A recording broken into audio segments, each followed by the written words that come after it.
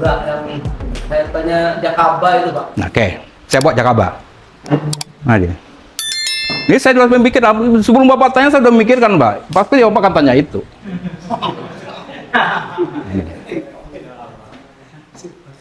Nah, nanti besok kita akan kembangkan ini, kita akan belajar untuk bagaimana cara mengembangkan ini. Ini saya bawakan isolatnya. Ini ditemukan oleh teman saya, bukan temannya. Jadi sekarang ini sudah sahabat saya. Namanya Abah Junaidi Said. Gini ya. Jadi ini ditemukan secara tak sengaja. Nanti saya jelaskan nanti bagaimana cara ketika nanti itu. Di Jakaba itu katanya, kata si Abah, bisa apa no? Ceritanya dulu gini. Dulu ketika dia membuat namanya PGPR, beliau ini adalah di Situbondo sebagai seorang penyuluh pertanian swadaya yang si Abah Junaidi ini. Saya cerita dulu ya, Jakaba sedikit ya, sebelum kita praktekkan ini. Nah, suatu ketika ada penyuluh lain yang ngomong untuk pusarium nanti pakai PGPR lah. Dibuatlah sama kawan ini yang si Abah Junaidi PGPR itu. Dikumpulkannya lah daun bambu, umus bambu, apalagi Pak? Yang PGPR siapa ya? Ya kan? Nah, karena PGPR itu nanti bisa merangsang pertumbuhan pertumbuhan tanaman, mempercepat penanaman. Dibuatnya itu. Tapi dia lupa memberikan aerasi. Aerasi itu adalah memberikan oksigen ke dalam bahan yang dicampurnya tadi itu. Kenapa oksigen? Karena mikroorganisme itu adalah makhluk hidup seperti kita.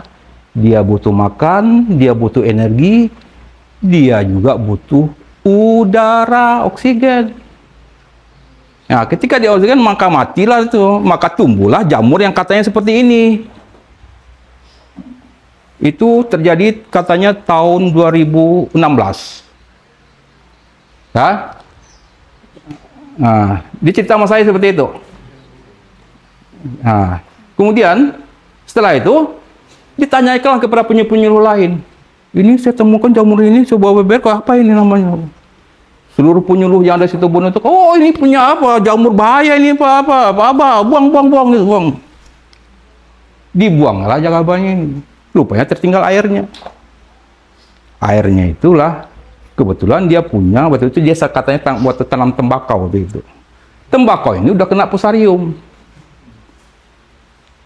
Nah, tak sengaja dipikir aku siramkan aja lah ke tanam ini, udah mau mati juga itu. Disiramkan air Jakaba itu di situ. Alhamdulillah seminggu kemudian hijau lagi apa itu. Nah, mulai dia memikirkan itu. Wah, kalau itu apa yang saya buang ini? Wah, rugi sekali. Dipikirnya, dicobanya lagi membuat waktu itu seperti itu, tidak pernah jadi-jadi. Sampai akhirnya tahun 2019 katanya ada yang pesta di rumahnya, dimintanya air lerinya, disimpannya air leri itu dalam jumlah banyak. Ternyata 1 bulan kemudian dilihatnya jamur ditemukannya ini. Wah, ini mulai di situ dia ngembangkan. Itu makanya dibuatnya Jakaba itulah jamur keberuntungan abadi. Hanya orang yang bisa beruntung saja yang bisa dapatkan ini. Jadi Bapak juga bisa buatkan itu, Pak. Simpan saja air leri, kemudian simpan dalam 1 bulan atau 2 bulan. Kalau Bapak beruntung, akan keluar jamur ini. Tapi kalau tidak beruntung, namanya apes. Nah, itu. Makanya orang yang beruntung katanya dapat ini. Nah, tapi tanpa memungkinkan peruntungan, ini bisa kita kalau sayang kita punya isolatnya ini, Pak. Kalau ada isolatnya, kita gampang mengembangkannya dengan air leri. Pokoknya dengan unsur karbohidrat yang tinggi. Dan itu ya. Jadi kita akan coba praktekkan ini. Dan ini sangat bagus, Pak, untuk pembenahan tanah. Karena beberapa pengalaman yang saya lakukan, yang teman-teman lakukan ya, terutama ketika saya dulu di Kementan ya. Saya kan 3 tahun yang lalu itu mencoba mensosialisasikan ini, Pak. Ketika pupuk mahal itu kan, sosialisasi ini untuk membantu Jakaba. Saya kumpulkanlah seluruh penyuluh-penyuluh pertanian itu di lokasi proyek kami kan. Saya kumpulkanlah di 3 lokasi gitu ya. Saya latihkanlah Jakaba ini kepada mereka ya. Ada 300-an orang itu ya. Untuk saya selesai ceritakan ini. Alhamdulillah, Pak, dari 300 itu hanya 1 orang saja yang mengaplikasikan. Saya datang dari Jakarta, saya bawa bibitnya seperti ini, Pak. Saya bagi-bagikan itu sama penyuluhnya. Jadi kalian Babu ya, diem semua ke botol. Yo, siapa. Tapi setelah 2 bulan kemudian saya tanya, enggak satu pun diam semua. Ya. Hanya 1 orang yang ada di Minahasa Selatan yang mau melakukan itu. Ternyata luar biasa, Pak. Dia bisa menekan biaya pupuk pasif vegetatif. Ini tinggi unsur N-nya, Pak. Tapi unsur K-nya rendah sama P-nya. Nah itu, jadi nanti kita kembangkan ini. Nah, sebagusnya nanti, kalau nanti kita menggunakan air 2 liter, 200 liter itu untuk air bersih, kalau kita nanti punya air Jakaba ini, sebaiknya mulai dari pembenahan tanah, pupuk vegetatif, dan ini airnya adalah air Jakaba ini. Karena pengalaman teman-teman ketika dia semprotkan ini ke tanahnya, yang terjadi itu semua kemudian keluarlah residu-residu bahan kimia itu, Pak, di tanah itu. Itu tidak saya yang, bukan saya, tapi adalah konsensi refleks yang apa? Ternyata kawan-kawan lain pun juga seperti itu. Jadi rupanya dia pun juga mempunyai bakteri yang bisa mendaur residu.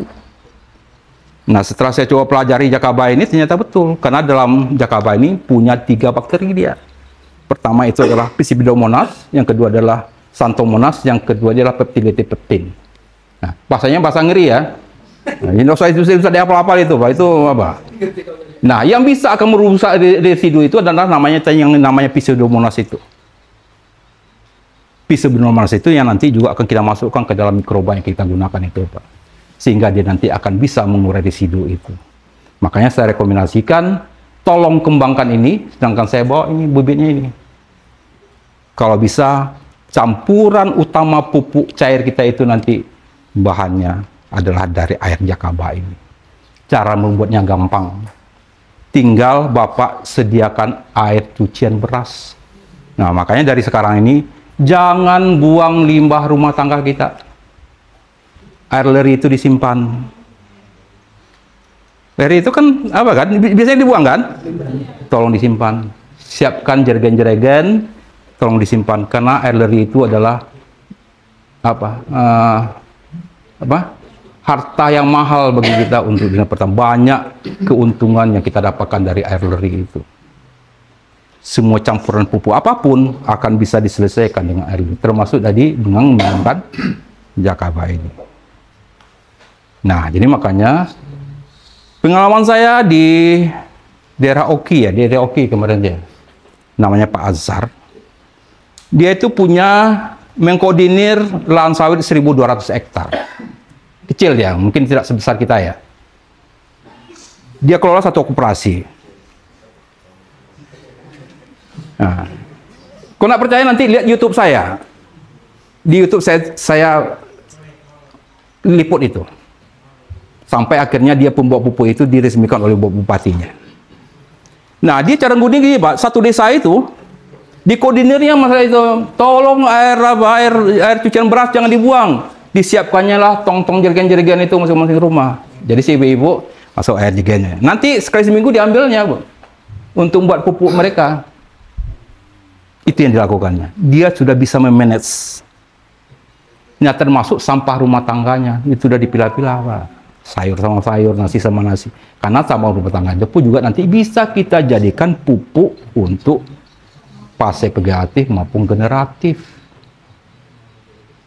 Nah, jadi caranya apa? Caranya kalau untuk pertanian organik regeneratif itu kita harus punya manajemen, Bu Mila. Harus ada manajemen. Karena Tuhan pun menciptakan bumi ini ada manajemennya, ada perencanaannya. Tidak seolah-olahnya kun payakun jadi seperti ini. Tidak seperti itu, Pak. Kalian aja silakan, Pak.